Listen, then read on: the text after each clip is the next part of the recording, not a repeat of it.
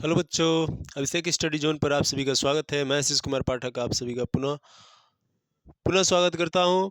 और मैं आज एक सबसे महत्वपूर्ण चैप्टर क्या लिखूं के रचनाकार पद्मलाल पुन्नालाल बख्शी जी के बारे में बताने जा रहा हूं। बहुत ही संक्षिप्त रूप में हम लोग जानेंगे। और उससे भी पहले एक एक पंक्ति है जो आप लोग बहुत पहले से सुने होंगे कि कहा जाता है कि मंजिल उन्हीं को मिलती है जिनके सपनों में जान होती है। मंजिल उन्हीं को मिलती है जिनके सपनों में जान होती है। पंखों से कुछ नहीं होता, हौसलों से उड़ान होती है। रातों को नींद करार कर दो, रातों को नींद बेकरार कर दो, पढ़ना तुम आरंभ कर दो। कुछ भी हो ना सके यह जिंदगी में, ऐसा तुम काम कर दो, ऐसा तुम काम कर दो। आइए हम लोग जानते हैं। अभिषेक स्टडी जोन पर आप सभी का पुनः स्वागत करते हैं। मैं आशीष कुमार पाठक आप सभी का पुनः स्वागत करता हूं। तो सबसे पहले हम लोग जानेंगे पद्मलाल पुन्नालाल बख्शी जी के बारे में कि पद्मलाल पुन्नालाल बख्शी जी का जन्म कब हुआ और इनका गांव कौन सा है, जिला कौन सा है और इनके पिता का नाम क्या है और इनकी साहित्य सेवाएं क्या है। ठीक है, परिवार के साहित्यिक वातावरण के विषय में, इनके प्रारंभिक नाम के बारे में जानेंगे। तो आइए हम लोग जानते हैं बहुत ही संक्षिप्त रूप में इनका विवरण, और उसके बाद से कहानी के माध्यम से इस अध्याय को समझेंगे, इस अध्याय के बारे में जानेंगे। तो आप लोग अपने दोस्तों तक इस क्लास को पहुंचाएं और बाकी सब बंधुओं से मैं यही कहना चाहता हूं जो अभी तक हमारे इस चैनल को सब्सक्राइब नहीं किए हैं वो सब्सक्राइब करें और जीवन में मुस्कुराते रहें। आइए हम लोग पुनः स्वागत करते हैं आप सभी का। तो हम बताते हैं यहाँ पर आपको, यहाँ पर पेपर में ऐसे ही करके डायग्राम बनाना है। अगर ऐसे आप डायग्राम बनाते हैं तो आपको एग्जामिनर आपका जो निर्धारित किया गया है क्वेश्चन पे आंसर नंबर वह आपको मिलेगा। तो सबसे सर्वप्रथम मैं बताऊं कि पद्मलाल पुन्नालाल बख्शी जी का नाम पद्मलाल पुन्नालाल ही क्यों पड़ा। तो पद्मलाल पुन्नालाल बख्शी जी का नाम पुन्नालाल पुन्नालाल बख्शी उनके पिता का नाम था, इसलिए उनका नाम क्या हो गया, पद्मलाल पुन्नालाल बख्शी। तो आइए जानते हैं उनका जन्म कब हुआ। तो उनका जन्म 27 मई सन 1894 ईस्वी को हुआ। और कहाँ पर हुआ, खैरागढ़ गांव में और जबलपुर जिले में हुआ था। तो कहेंगे कि बख्शी जी का जन्म 17 मई 1894 ईस्वी को जबलपुर के खैरागढ़ नामक स्थान पर हुआ था। और इनके पिता का नाम पुन्नालाल बख्शी तथा बाबा का नाम उमराव बख्शी था। जो साहित्य के प्रेमी थे, जो साहित्य के प्रेमी और कवि थे। ठीक है, और इनकी माता के बारे में बताएं तो इनकी माता भी साहित्य की प्रेमी थी। ठीक है, आइए जानते हैं उसके बाद आगे। तो कहेंगे कि और जानेंगे कि परिवार के जो भी व्यक्ति साहित्यिक वातावरण के प्रभाव के कारण ये विद्यार्थी जीवन से ही कविताएं रचते थे। क्या करते थे, विद्यार्थी जीवन से ही इन्होंने कविताओं का निर्माण किया करते थे। और ये बीए पास करने के उपरांत ही इन्होंने सरस्वती पत्रिका में अपने पत्रिकाएं का संपादन करना प्रारंभ कर दिया। बाद में सरस्वती पत्रिका के अतिरिक्त इन्होंने क्या किया, तो अन्य पत्र पत्रिकाओं में भी इनकी रचनाएं प्रकाशित होने लगी। अन्य पत्र पत्रिकाओं में भी इनकी रचनाएं क्या होने लगी, प्रकाशित होने लगी। और बताएंगे आपको कि बख्शी जी सन 1920 ईस्वी में से सन 1920 ईस्वी से सन 1927 ईस्वी तक बड़ी कुशलता से सरस्वती की संपादन किया। सरस्वती पत्रिका का क्या किया भैया, संपादन किया। और कुछ वर्षों तक इन्होंने छायावाद का या कहें तो छाया का मासिक परीक्षा का भी संपादन बड़ी ही योग्यता से किया।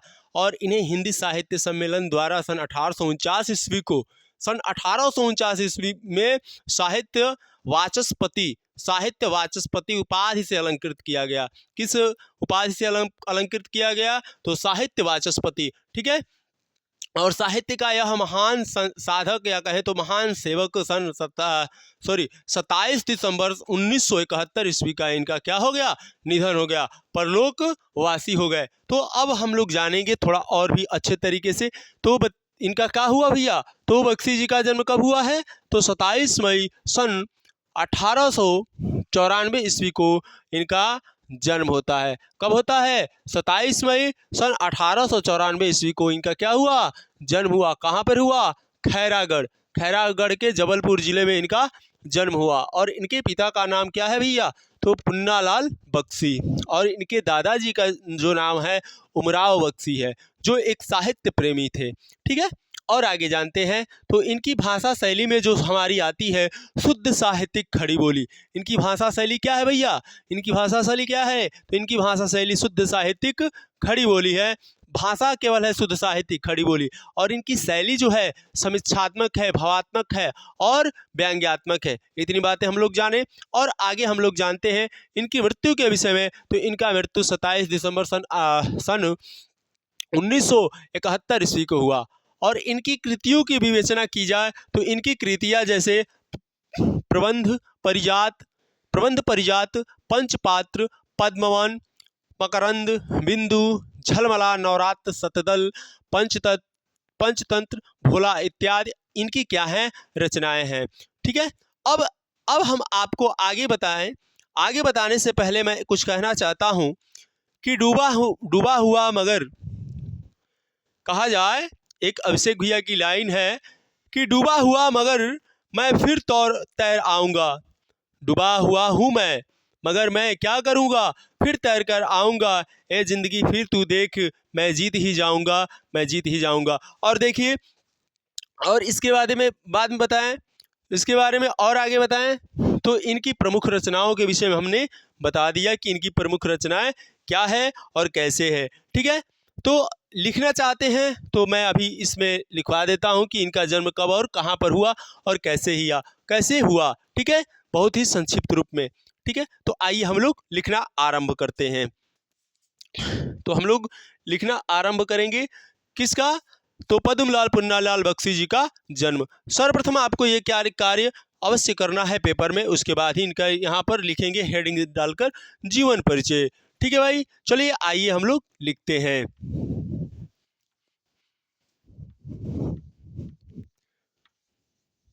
तो जीवन परिचय में लिखेंगे, क्या लिखेंगे? तो पद्मलाल पुन्नालाल बख्शी जी का जन्म। यहाँ से हेडिंग देंगे हम लोग जीवन परिचय। जीवन परिचय तो लिखेंगे कि पद्मलाल पुन्नालाल बख्शी जी का जन्म 27 मई सन 1894 ईस्वी को 27 मई सन 1894 ईस्वी को खैरागढ़ जबलपुर जिले में हुआ था। खैरागढ़ नामक स्थान पर हुआ था। ठीक है, जबलपुर जिले के खैरागढ़ नामक स्थान पर हुआ था। ठीक है भाई, और इनके पिता का जो नाम है वो क्या है भैया? पुन्नालाल बख्शी। और इनके दादाजी का जो नाम है वो है उमराव बख्शी। ठीक है, और इनकी माता के बारे में बताएं तो इनकी माता भी क्या थी? साहित्य प्रेमी थी। ठीक है, और बताएं आगे। तो जो इनकी पारिवारिक जो परिवार के साहित्यिक वातावरण के प्रभाव के बारे में बताएं तो इनके प्रभाव के कारण क्या था भैया? तो विद्यार्थी जीवन से इन्होंने क्या किया? अनेक कविताओं का भी क्या किया? रचनाकार किया। ठीक है, बीए पास करते ही इन्होंने सरस्वती पत्रिका का, ठीक है, जो सबसे बड़ी पत्रिका कही जाती थी उस जमाने में भैया, तो इन्होंने क्या किया? सरस्वती पत्रिका का अपनी पत्रिकाओं में संपादन किया या संपादन करने का कार्य प्रारंभ कर दिया। ठीक है, बाद में सरस्वती पत्रिका के अतिरिक्त अन्य पत्रिकाओं का भी इन्होंने क्या किया? रचना किया। ठीक है, इतनी बातें जाने हम लोग। चलिए आगे हम लोग जानते हैं इनके विषय में और इनको लिखवाते हैं इनके जीवन परिचय के विषय में।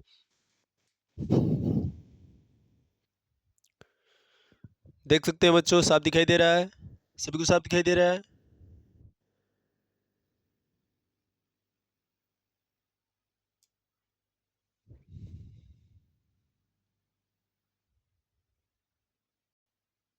देख सकते हैं बच्चे, अभी यहाँ पे दर्शाया गया है बख्शी जी का जन्म सन 27 मई 1894 ईस्वी को जबलपुर के खैरागढ़ नामक स्थान पर हुआ था। इनके पिता का नाम पुन्नालाल बख्शी तथा बाबा का नाम क्या है?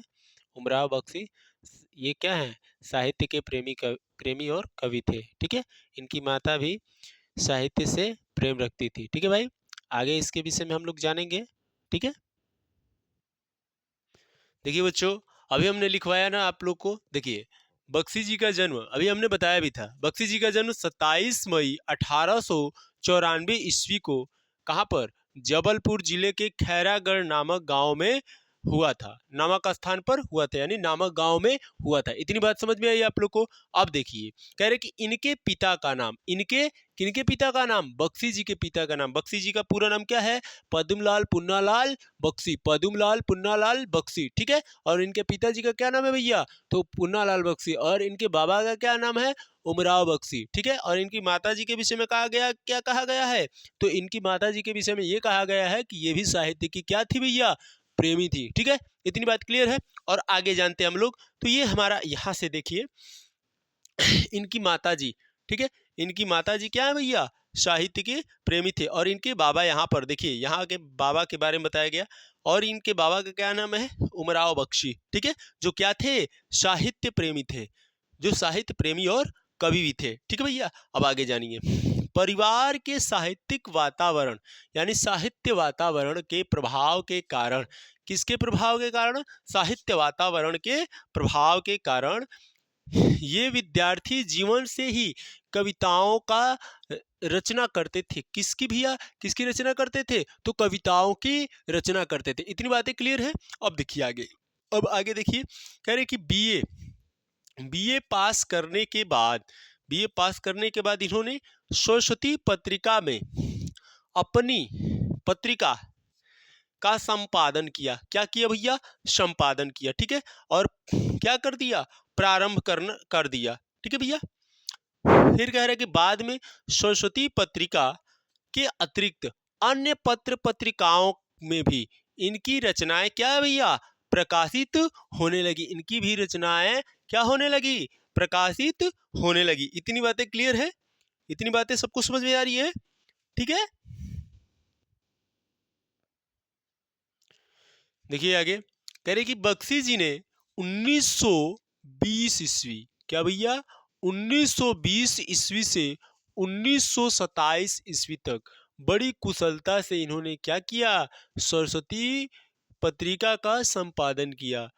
ठीक है, कुछ दिनों के बाद, यानी कुछ वर्षों के बाद ही इन्होंने छाया मासिक परीक्षा की भी क्या किया, छाया मासिक, ठीक है, या छमाही जिसको बोलते हैं, छाया मासिक परीक्षा का भी संपादन बड़ी ही योग्यता से इन्होंने किया। कौन, बख्शी जी ने। ठीक है, बख्शी जी का पूरा नाम क्या है, पद्मलाल पुन्नालाल बख्शी। ठीक है, और इनके पिता का क्या नाम है भैया, तो पुन्नालाल बख्शी। इनके बाबा का क्या नाम है, उमराव बख्शी। इनके माता जी की कैसी, किस साहित्य की प्रेमी थी ना। ठीक है, देखो आगे, इन्हें हिंदी साहित्य सम्मेलन द्वारा सन 1949 ईस्वी में साहित्य वाचस्पति के उपाधि से क्या किया गया, अलंकृत किया गया भाई।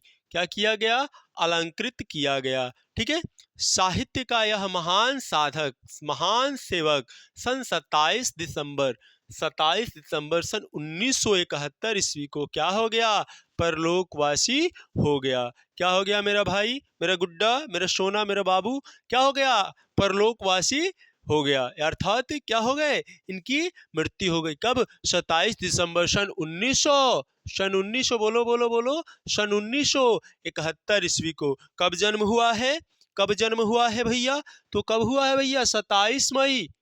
डेट वही है, डेट वही रहेगा, 27 मई सन 1900 कि 1800, सन 1894 ईस्वी को इनका क्या हो गया, जन्म हुआ। और सन 27 दिसंबर सन 1971 ईस्वी को इनका मृत्यु हो गया।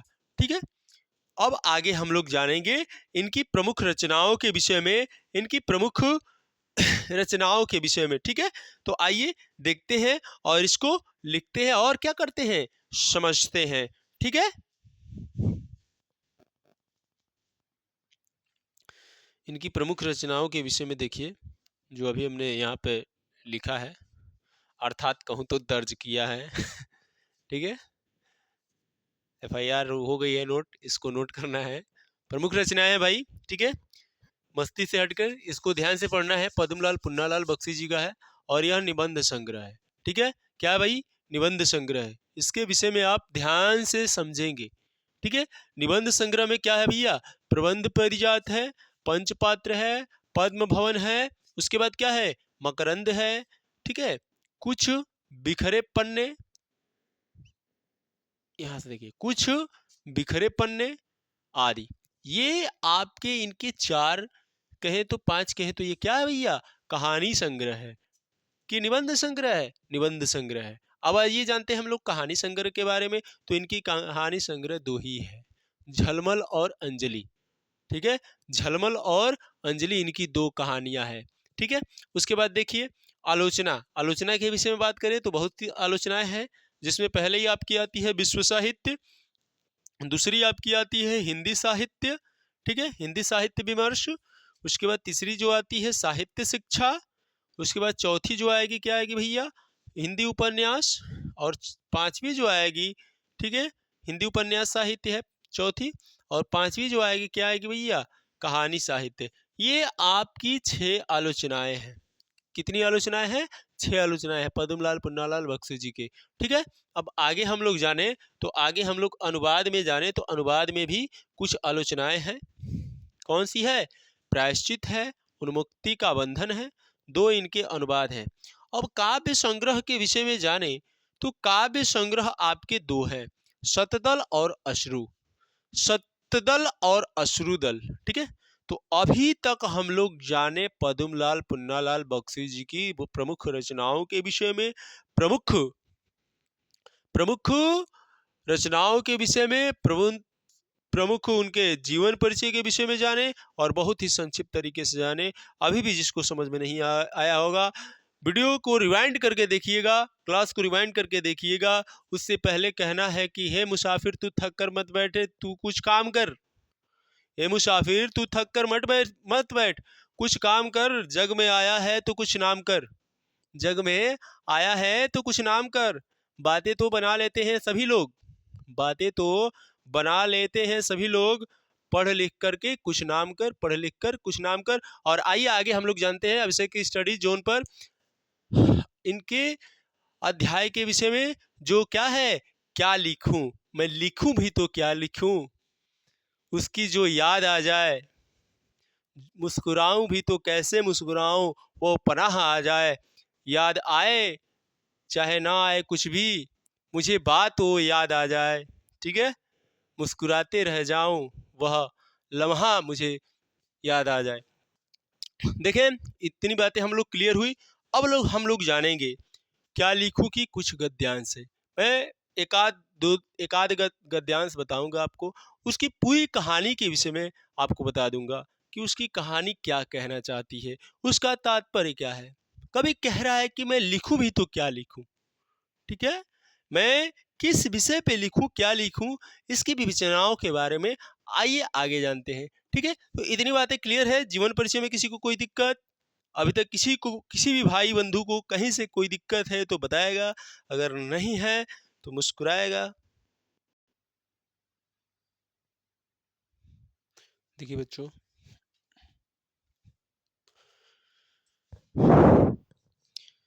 देखिए हम कुछ पॉइंट बता रहे हैं। ये आपका गद्यांश है, क्या लिखूं। चैप्टर हम लोग का क्या है भैया, क्या लिखूं। ठीक है, क्या, ठीक है, क्या लिखूं, किसकी है, पद्मलाल पुन्नालाल बख्शी की। इनकी मैं जीवन परिचय बहुत ही अच्छे से आप लोग को बता दिया हूँ। ठीक है, इनकी विवेचनाओं के बारे में हम लोग को जानना है और समझना है। ठीक है, तो हम लोग जानेंगे इनके संदर्भ, लिखेंगे भी तो कैसे लिखेंगे। तो लिखेंगे पहले कि प्रस्तुत गद्यांश हमारी पाठ्य पुस्तक, प्रस्तुत गद्यांश हमारी पाठ्य पुस्तक हिंदी गद्य खंड में संकलित निबंध, हिंदी गद्य खंड में संकलित निबंध नाम से क्या लिखूं से उद्धृत है। सॉरी, ऐसे लिखेंगे कि प्रस्तुत गद्यांश हमारी पाठ्य पुस्तक हिंदी गद्य खंड में संकलित निबंध क्या लिखूं से उद्धृत है। इसके लेखक पद्मलाल पुन्नालाल बख्शी जी हैं। ठीक है, अब इसमें इस गद्यांश का कहेगा कि आप रेखांकित अंश की व्याख्या कीजिए। अब देखिए, कहने के लिए तो कहेगा कि रेखांकित अंश की व्याख्या करना है, लेकिन आप इस पूरे पहले जो दिया है गद्यांश उसको पढ़ोगे और उसके बाद में इसका जो गद्यांश का व्याख्या होगा या जो अनुवाद होगा उसको लिखोगे। बताइए समझ में कैसे लिखोगे? लिखोगे कि अंग्रेजी के प्रसिद्ध निबंधकार एजी गार्डिनर, ठीक है, एडी गार्डिनर हुए, जिन्हें कहा गया कि मन की विशेष स्थिति ही क्या है, मन की विशेष स्थिति को निबंध लिखा जाता है। ठीक है, मन की विशेष स्थिति को क्या लिखा जाता है भैया? निबंध लिखा जाता है। और उसके लिए अपने मन की विशेष स्थिति में ही निबंध लिखा जाता है। उसके लिए मन के भाव ही वास्तविक होते हैं, विषय नहीं। क्या कहा?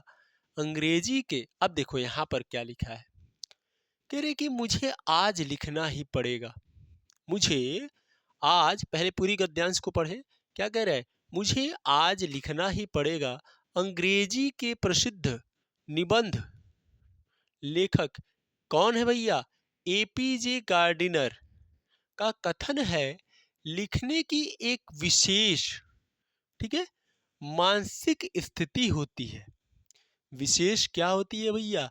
मानसिक स्थिति होती है जिसे निबंध लिखा जाता है। यही तो। और उसके लिए मन की जो भाव है, उसके लिए जो मन का भाव होता है भैया, वो क्या होता है? वो क्या होता है?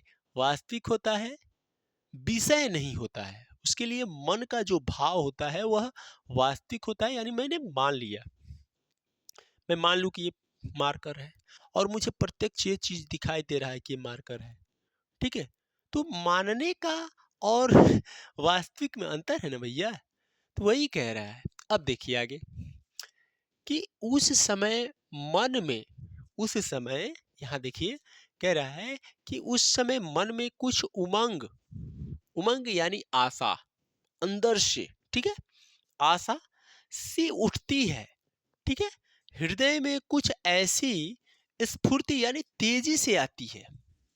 कह रहा है कि हृदय में कह रहा है भैया क्या कि हृदय में, अर्थात ऐसे कहेंगे कि मन भावों को व्यक्त करने के लिए, मन के भावों को व्यक्त करने के लिए कोई भी विषय उपयुक्त हो सकता है।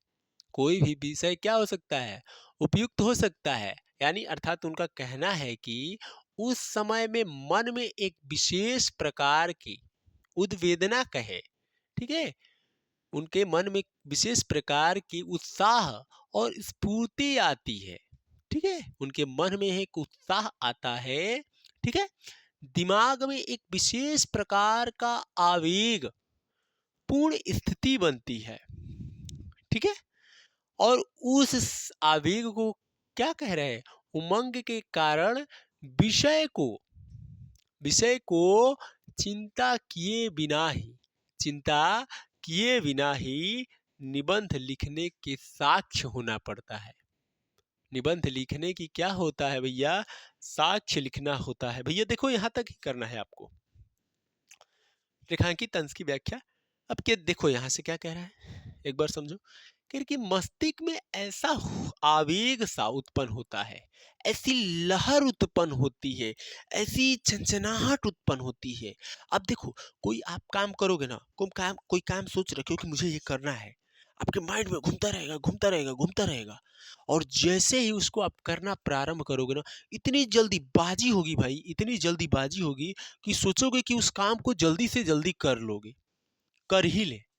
अब जैसे ये मैं चैप्टर पढ़ा रहा हूँ, आपको अच्छे से समझ में आ गया, इनका परिचय और इनकी जो भी वास्तुकार, जो भी कहने का तात्पर्य समझ में आ गया आपको। तो पेपर आने के बाद ना इतनी जल्दी रहेगी कि आप उस आवेग को रोक नहीं पाओगे और कहोगे कि भैया चाहे कुछ भी हो जाए, पेन की स्याही खत्म ही क्यों ना हो जाए, क्यों ना मुझे ब्लैक पेन से लिखना पड़े, लेकिन मैं इस क्वेश्चन को सॉल्व किए बिना उठूंगा नहीं, चाहे कुछ भी हो जाए। होता है ना। अब देखो ये क्या कह रहा है, ये क्या कह रहा है भैया। अब देखो यहाँ पर कह रहे कि उस समय विषय की चिंता नहीं रहती है। कोई भी विषय हो, अगर आपको उस कार्य को करना है ना, अगर मन में एक ललक उठ गई, चाहे वो कैसा भी कार्य हो, तो आप उसको कर जाओगे, चाहे वो भैया चोरी ही को ना करना पड़ो। ठीक है, चोरी करना नहीं, लेकिन काहे ना वो चोरी ही क्यों ना करना पड़े भैया, लेकिन अगर सोच ली हो, मन में आ गया, ऐसी लहर उत्पन्न होगी कि भैया मुझे वो कार्य को पूरा करना है तो करना है। वो उस विषय में, उस बारे में नहीं चिंतित सोचोगे कि बाद में क्या होगा, बाद में होगा तो होगा, देखा जाएगा, लेकिन पहले जो है उसको पूरा करें। इस ये ऐसी भावनाएं उत्पन्न होने लगेगी।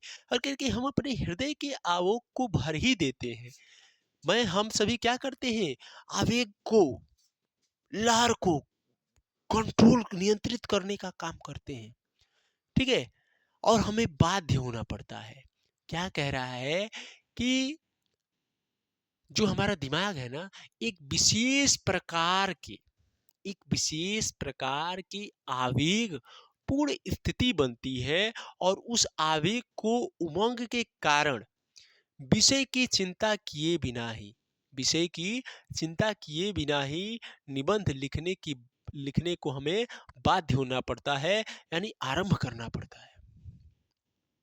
देखो, अब इतनी बातें हम समझ गए। अब देखो एक बात और कहा है, यहां से पढ़िएगा। कह रहे हैं कि हैट टांगने के लिए, क्या कह रहा है, हैट टांगने के लिए कोई भी खूंटी काम दे सकती है। उसी तरह मन मनोभावों को व्यक्त करने के लिए कोई भी विषय उपयुक्त हो सकता है।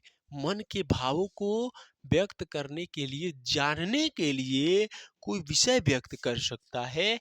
आशा नहीं, असली वस्तु है, खूंटी नहीं। यानी जब आप हेड के विषय में आप कहो कि मुझे खाना खाना चाहिए, मुझे पेट भरना है, तो आप पहले पेट भरने का उपाय सोचोगे, खाने के विषय में चिंता नहीं करोगे। बात आई नहीं समझ में। वैसे ही है। ठीक है, वही कह रहा है। अब इतनी बातें आपको क्लियर है इस गद्यांश में, कहीं से कोई किसी को दिक्कत है, कहीं भी किसी को कोई दिक्कत है भैया, समझ में आई बात। ठीक है, हम लोग को मूलतः इसको थोड़ा सा ही समझना है, ज्यादा विस्तार तरीके से लिख देता है, हम लोग पढ़ते रह जाते हैं, भाव क्या कह रहा है समझ ही नहीं पाते हैं। हिंदी है भाव, अगर भाव से उसको जान गए तो आप उसको अच्छे से लिख लोगे। ठीक है, इतनी बातें क्लियर है आप लोग की, इसमें किसी को कहीं से कोई दिक्कत है।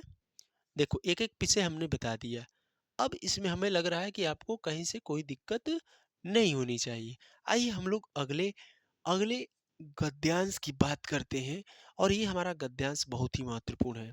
ठीक है, समझ में आ गया होगा तो सही है, नहीं तो आओ इसका जो क्या बोलते हैं व्याख्या होता है उसको लिख लेते हैं, संदर्भ लिख लेते हैं। देखिए बच्चों, थोड़ा सा ऐसे कट रहा होगा, थोड़ा ये प्रश्न है आप लोग का। ठीक है, पहला कह रहा है कि उपयुक्त गद्यांश का संदर्भ लिखिए। ठीक है, तो यहाँ तक उपयुक्त गद्यांश का संदर्भ हमने लिखा है।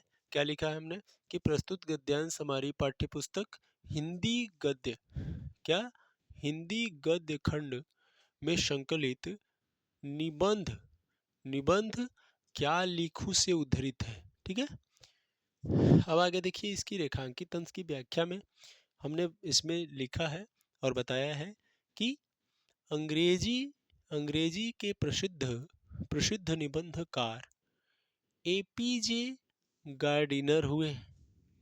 ठीक है, एपीजे एपीजे गार्डिनर हुए।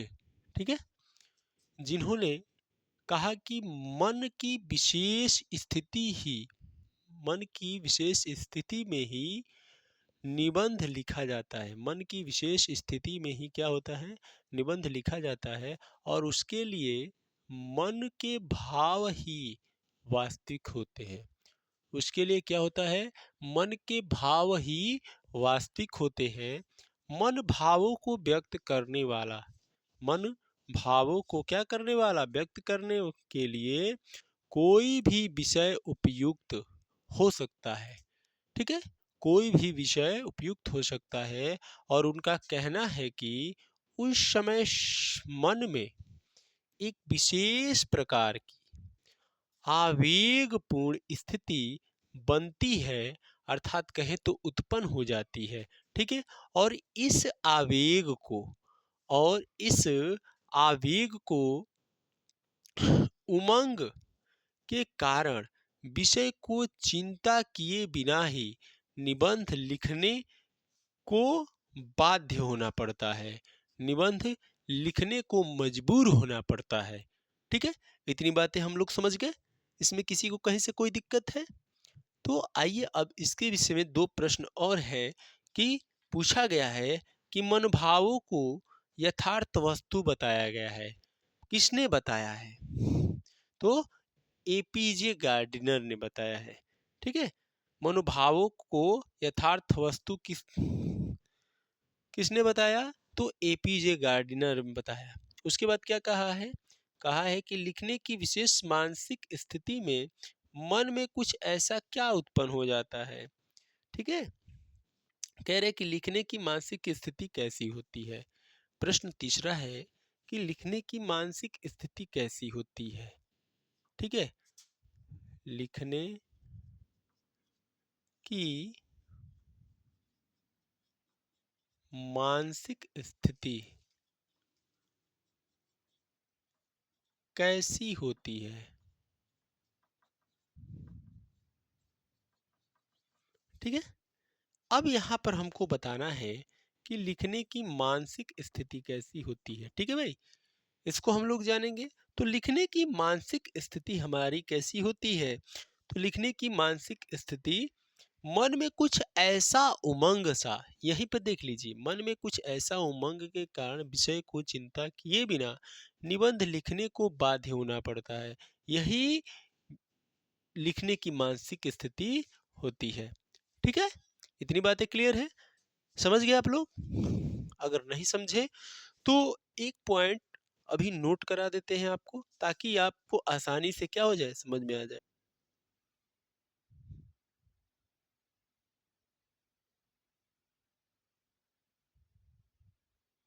देखो बच्चों, क्या कह रहा है? कह रहा है कि लिखने की मानसिक स्थिति कैसी होती है। ठीक है, लिखने की मानसिक स्थिति कैसी होती है। ठीक है, तो आइए जानते हैं। कह रहे कि लिखने की मानसिक स्थिति, तो लिखने को की विशेष लिखने की विशेष मानसिक स्थिति, मन में कुछ ऐसा उमंग सा, लहर सा, ठीक है, उमंग यानी लहर सा उठता है, हृदय में कुछ ऐसी बेचैनी कहें या कहें कि ऐसी स्फूर्ति आती है कि मस्तिष्क में कुछ ऐसा आवेग उत्पन्न होने लगता है। ठीक है, ऐसी बेचैनी उत्पन्न होने लगती है, ऐसी आवेग उत्पन्न होने लगता है कि लेख लिखना ही पड़ता है, लेख लिखना ही पड़ता है। यही था उसका तात्पर्य इस वही। ठीक है, अब तो हम लोग पहले गद्यांश को हम लोग बहुत अच्छे से समझ गए। ठीक है, अब अगली वाली गद्यांश के विषय में जानते हैं। ठीक है भाई,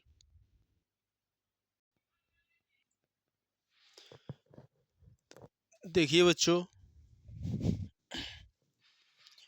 ये हमारा दूसरा गद्यांश है। ठीक है, दूसरे गद्यांश में देखिए क्या दिया हुआ है। तो कह रहा है कि दूर के ढोल सुहावने होते हैं। एक मुहावरा भी आता है, दूर के ढोल सुहावने होते हैं, यानी कहने का तात्पर्य अगर कहें भोजपुरी में, तो अपना घर के तो नीके नहीं लगा और दूसरा के यहाँ के नीक लगा था। ठीक है, मतलब अपने यहाँ अगर कोई अच्छे से पढ़ाई करा, जैसे अब इस चैनल पे अच्छे से पढ़ाई हो रही है, तो यहाँ कोई अच्छा नहीं लगेगा। जहाँ पे एकदम बहुत, जहाँ चौंध चकाद रहेगा, कुछ नहीं जानते होंगे, जहाँ पे जैसे डिजिटल बोर्ड वाले हैं, वहाँ जैसे हैं, वहाँ पे अरे अरे बहुत अच्छा वहाँ पे पढ़ाई चल रहा है, अरे बहुत मतलब भौकाल ही बना दे रहे हैं सब, सर जी इतना अच्छे पढ़ा रहे हैं कि कुछ नहीं कर रहे हैं, यहाँ सर्च किए कि पद्मलाल पुन्नालाल बख्शी का जीवन परिचय, तुरंत आ गया विवरण। अब हम लोग का क्या करना है भैया, हम लोग का तो मार्कर ही सहायता है और लाइट और बोर्ड, ठीक है। और आप लोग हैं तो देखें, कह रहे कि दूर के ढोल सुहावने होते हैं क्योंकि उनकी कर्कशता दूर तक नहीं पहुंचती। देखो क्या होता है ना कि जब वो आप गिलास में थोड़ा सा आधे गिलास तक सिक्का भरना, उसको ऐसे करिएगा, एक पूरा भरिएगा, दोनों की आवाज में अंतर आ जाएगी, ठीक है। तो कहा जाता है कि कोई ऐसा भी सुने होंगे कि जो ज्यादा बोलता है वो उतना करता है नहीं, मानते हैं ना बात। तो वही चीजें है, कह रहा है कर्कशता यानी दूर दूर तक आवाज, शोर, गूंज, शोर कह सकते हैं इसको, शोर, ठीक है भाई, दूर तक नहीं पहुंचती। जब ढोल पास बैठे हुए लोगों को के कान के पर्दे फटे रहते हैं, तब किसी नदी के तट पर संध्या के समय यानी सांझ के समय किसी दूसरे के कान में वही शब्द मधुरता का संचार करता है यानी सुनाई देता है, ठीक है। दूर से वही शब्द, नजदीक में अगर वही कोई बजाए तो अच्छा से सुनाई नहीं देगा। यानी कोई आपके पास अभी कुछ सब कुछ मिल रहा है, फ्री में मिल रहा है, तो आपको अच्छा नहीं लग रहा है, लेकिन वही जब पैसा देना पड़ेगा तो कह रही भाई क्या मस्त सर पढ़ा रहे हैं, क्या अच्छे लग रहे हैं, जवाब लग रहे हैं, तो लाजवाब लग रहे हैं, ठीक है। मतलब जो कहने का मतलब जो चीज मेरे पास उपलब्ध है वो अच्छी है नहीं, अगर वही चीज कोई मुझे ला कर दे रहा है और मुझसे ज्यादा पैसा ले रहा है, वो चीजें अच्छा है, ठीक है।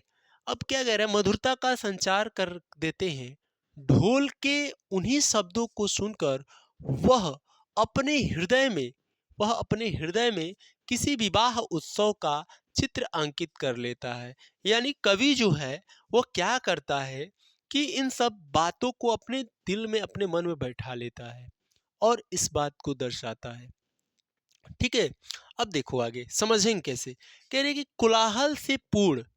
कोलाहल यानी शोर, हवा गुंजर से पूर्व एक कोने में बैठी हुई किसी लज्जाशिला नववधू ने यानी नई कन्या ने, जिसकी अभी अभी शादी होकर आई हुई है, ठीक है, नववधू यानी नई कन्या की कल्पना वह अपने मन में कर लेता है। क्या करता है भैया, अपने मन में कर लेता है।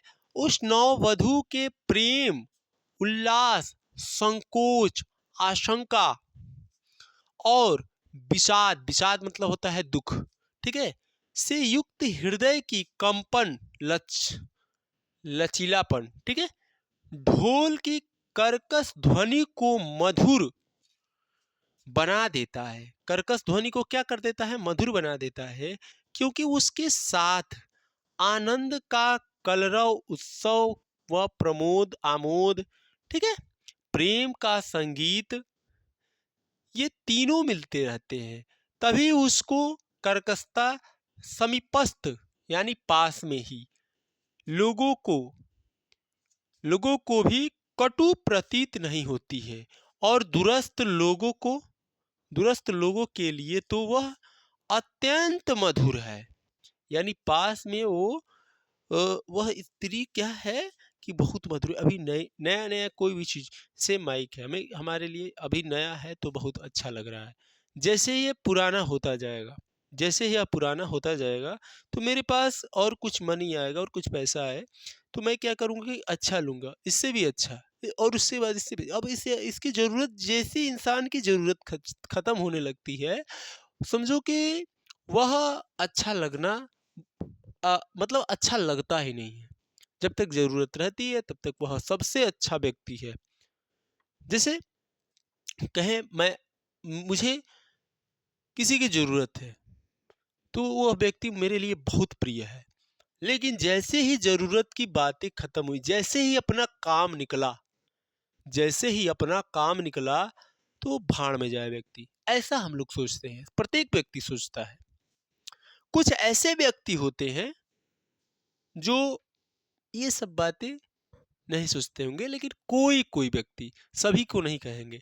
तो ये बातें आपको समझ में आई, दूर के ढोल सुहावने होते हैं। ये पेपर में आता है भाई, पूछता है।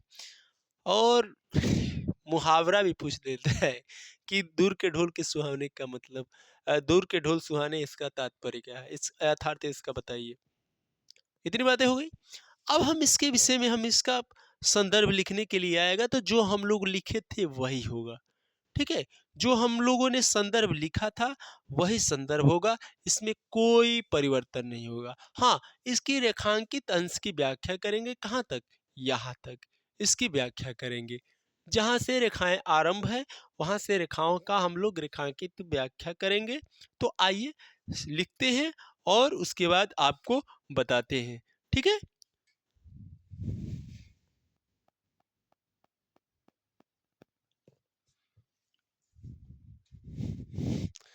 देखिए आगे, आगे हम लोग देखें तो यहाँ तक इसकी रेखांकित व्याख्या है। इसके नीचे दिख नहीं रहा होगा, अभी कैमरा को जैसे नीचे किया जाएगा उससे आपको समझ में आ जाएगा।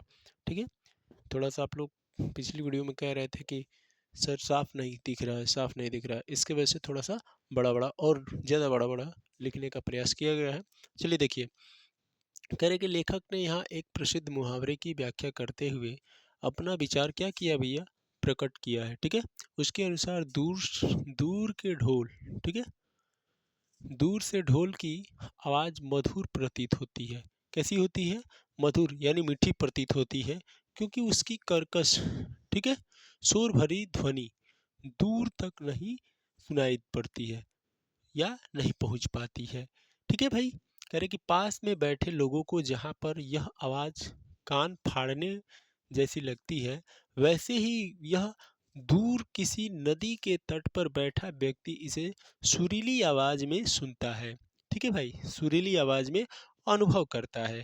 ठीक है, अब देखिए आगे, कह रहे कि लेखक इसके पीछे मनोवैज्ञानिक कारण बताते हुए कहता है कि दूर से ढोल सुनने वाले के मन में विवाह उत्सव का दृश्य उत्पन्न हो जाता है। कैसा दृश्य उत्पन्न होता है, विवाह उत्सव का दृश्य उत्पन्न हो जाता है, जिससे यह ध्वनि सुखद लगने लगती है। ठीक है भाई, इतनी बातें क्लियर है, इतनी बातें आप लोग समझ गए। चलिए आगे हम लोग देखते हैं। नीचे देखेंगे आप लोग तो दिख रहा होगा आप लोग को, पहले यहाँ पर प्रश्न किया है कि दूर के ढोल सुहावने होते हैं, इसमें लेखक क्या कारण मानता है, क्यों दूर के ढोल सुहावने होते हैं। तो क्यों होते हैं भैया, देखिए, कह रहे हैं कि इनका मानना है कि दूर से ढोल की आवाज़ सुनते ही व्यक्ति मन में उत्सव की भावना, दृश्य उभर आता है। ठीक है, उत्सव का दृश्य क्या होता है, उभर आता है, और भीतर ही भीतर उसके आनंद और उल्लास की खुशी नहीं रहती है। ठीक है भाई, अनुभव करने लगता है, और उसका क्या करने लगता है, अनुभव करने लगता है। इतनी बातें आप लोग को समझ में आई। ठीक है, अब हम लोग आगे देखते हैं।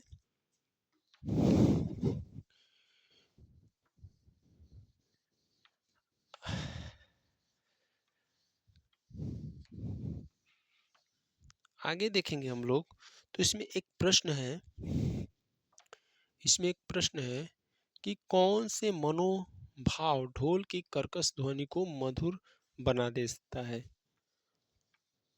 कौन सा भाव, कह रहा है, 4 नंबर प्रश्न है कि कौन सा भाव, कौन सा भाव ढोल के कर्कश भरी भरी ध्वनि को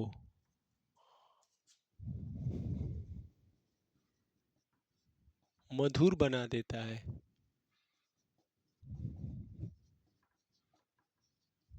ठीक है भाई, तो उत्तर में आप लोग लिखेंगे, उत्तर में आप लोग इसका उत्तर देंगे कमेंट में। ठीक है, तो मिलते हैं हम लोग अगली वीडियो में। तो आप लोग जुड़ना ना भूलें अभिषेक स्टडी जोन पर। आप सभी की क्लासेस नियमित चलेंगी। ये आपका जो 2 गद्यांश हमने बताया, ये पेपर की दृष्टि से बहुत ही महत्वपूर्ण है। इसको आप लोग पढ़ लेंगे, और बाकी भी अगर कहीं से कोई ऐसा गद्यांश उसमें अगर आप लोग को लगता होगा कि नहीं सर एक और गद्यांश ऐसा है जो पेपर में पूछता है, तो आप कमेंट में दर्शाएंगे, उसका भी हम बता देंगे, शॉर्ट वीडियो में आप लोग को अपलोड करा दिया जाएगा। ठीक है, तो आप लोग जुड़ना नहीं भूलें। डेली बाय डेली आप लोग की क्लासेज इसी तरह चलती रहेगी। तब तक मुझे आप लोग को कुछ और भी बातें बताना है कि याद किसी का कर या ना कर, पढ़ाई तू कर लिया कर। याद किसी का कर या ना कर, पढ़ाई तू कर लिया कर। बात जो भी हो मगर, बात जो भी हो मगर, पर याद कर लिया कर, याद कर लिया कर। तो मिलते हैं अगली वीडियो में। आप सभी जुड़ना ना भूलें अभिषेक स्टडी जोन पर। मैं आशीष कुमार पाठक आप सभी का पुनः स्वागत करता हूँ। जय श्री राम, राधे राधे, राधे कृष्णा। जय हिंद, जय भारत।